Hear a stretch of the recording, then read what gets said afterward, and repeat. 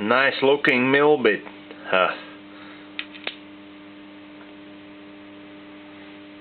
Another one. Well, I tried remove this, but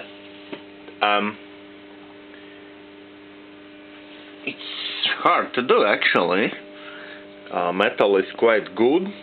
Then I take this tool, and it's too very hard, and as we can see, the tooth of gear is chilled or hardened, and it makes a lot of vibration in rotary table mechanism.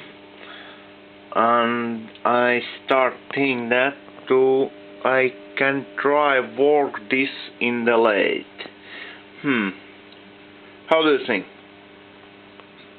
Need try do this in lathe or not?